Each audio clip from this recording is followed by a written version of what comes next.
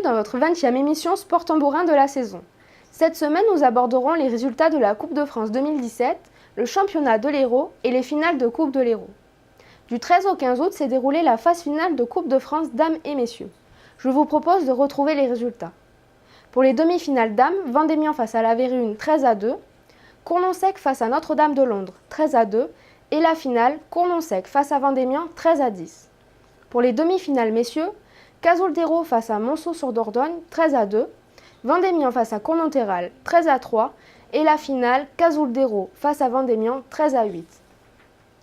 Après 5 mois de compétition, la saison estivale 2017 touche à sa fin.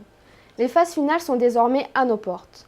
En attendant les finales de championnat le 3 septembre à Pignan, les finales des Coupes de l'Hérault se dérouleront ce week-end du 26 et 27 août sur le terrain du Sclas d'Hérault. Lors de la Coupe 2016, Castelnau-de-Guerre s'était incliné face à Florensac. Retrouvons les impressions des capitaines des deux équipes à l'issue de la finale de la saison dernière. Castelnau-de-Guerre n'a pas assumé son statut de favori en finale héroïne masculine.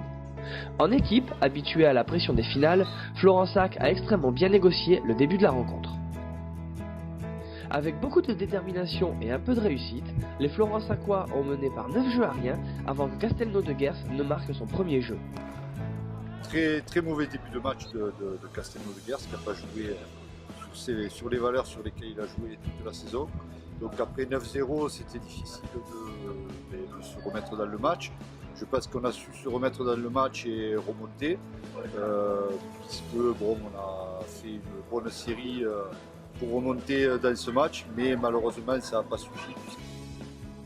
Les Verts de Castelnau revenaient ensuite dans la partie en marquant 5 jeux d'affilée.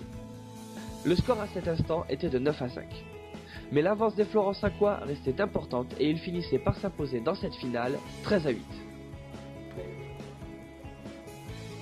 À 9-0, on a commencé à baisser de régime, on s'est pris 5 jeux, on en a pris qu'un, donc ça faisait 10-5 et on s'est dit qu'on allait se réveiller, le match était plus intense, il y a eu beaucoup plus d'échanges sur cette fin de match alors qu'il restait que 3 jeux, mais beaucoup plus à Castelnau. Félicitations à l'équipe de Florensac qui a bien mérité cette coupe et puis nous j'espère qu'on fera mieux pour la prochaine finale.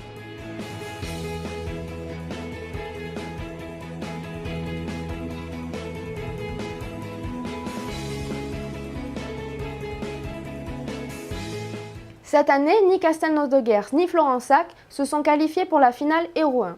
Chez les messieurs, ce seront deux des meilleures équipes du championnat Hérault 1 qui se sont qualifiées pour la finale de Coupe de l'Hérault 2017.